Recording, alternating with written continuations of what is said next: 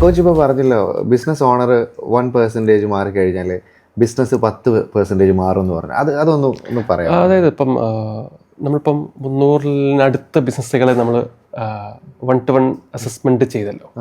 അപ്പം അവിടെ നമുക്ക് കിട്ടുന്ന ഒരു ക്ലാരിറ്റി എന്താണെങ്കിലോ, അതായത് ബിസിനസ് ഓണേഴ്സ് വരുന്നത് എന്തുകൊണ്ടാണ്? അവർക്ക് നെക്സ്റ്റ് ലെവലിലോട്ട് പോകണം, ബ്രാൻഡ് ബിൽഡ് ചെയ്യണം, അല്ലെ, ആഗ്രഹമുണ്ട്. അതിലേക്ക് വേണ്ടിയിട്ടാണ് നമ്മുടെ ഹെൽപ്പ് എടുക്കാൻ വരുന്നത്.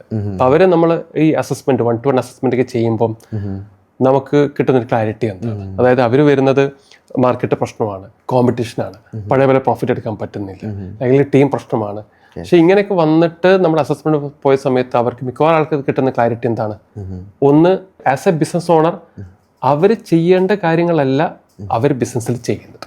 ഒന്ന് റോളിന്റെ ഒരു ക്ലാരിറ്റി ഇല്ല. റൈറ്റ്. അതായത് ലീഡർ എങ്ങനെ ചിന്തിക്കുന്നു, ലീഡർ എങ്ങനെ ബിസിനസ്സിനെ നോക്കിക്കാണുന്നു, ലീഡർ എങ്ങനെയാണോ ഈ ബിസിനസ്സിനെ മറ്റുള്ള ആൾക്കാർക്ക് ഇത് പറഞ്ഞു കൊടുക്കുന്നത്, എന്ത് സിസ്റ്റമാണോ വേണ്ടത്, ഇതൊക്കെ ലീഡർ തീരുമാനിക്കേണ്ടതാണ്.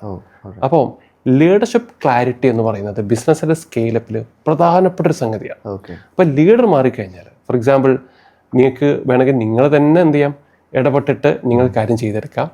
അതല്ല എൻ്റെ ജോലി, ഇതല്ല എനിക്ക് വേണ്ടത്, ഞാൻ ആഗ്രഹിക്കുന്ന രീതിയിൽ കാര്യങ്ങൾ ചെയ്തെടുക്കാനുള്ള സിസ്റ്റമാണ് വേണ്ടത് എന്നുള്ള ക്ലാരിറ്റി വരുമ്പോൾ എന്താവും, ആ ഒരു ക്ലാരിറ്റി വരുന്ന സമയത്ത് ലീഡർക്ക് വരുമ്പോൾ എന്താവും, അതിനനുസരിച്ച് മാറ്റങ്ങൾ താഴോട്ടും വരും. അപ്പൊ ലീഡർ 1% മാറിക്കഴിഞ്ഞാൽ, അപ്പം ലീഡർ എന്തൊക്കെ രീതിയിൽ മാറ്റം വരുത്തുന്നു അദ്ദേഹത്തിന്റെ തോട്ട് പ്രോസസ്സില്, ആ ഒരു പെർസ്പെക്റ്റീവില്, ആ ഒരു മൈൻഡ് സെറ്റില് എത്രത്തോളം മാറ്റം വരുത്തുന്നുണ്ടോ, ആ രീതിയിലുള്ളൊരു വലിയൊരു ഇമ്പാക്ട് അദ്ദേഹത്തിന്റെ ബിസിനസ്സിൽ ഉണ്ടാക്കാൻ സാധിക്കും. അതായത് ബിസിനസ് ഓണർ എത്രത്തോളം മാറാൻ തയ്യാറാവുന്നുണ്ടോ, എത്രത്തോളം അദ്ദേഹത്തിന്റെ തോട്ട് പ്രോസസ്സ്, റൈറ്റ്, അദ്ദേഹത്തിന്റെ പെർസ്പെക്റ്റീവ്, മൈൻഡ് സെറ്റ്, ഇതെല്ലാം എത്രത്തോളം മാറുന്നു, അതിനനുസരിച്ചുള്ള മാറ്റം അദ്ദേഹത്തിന്റെ ഓർഗനൈസേഷനിൽ ഉണ്ടാവുന്നത് 100% ഉറപ്പാണ്.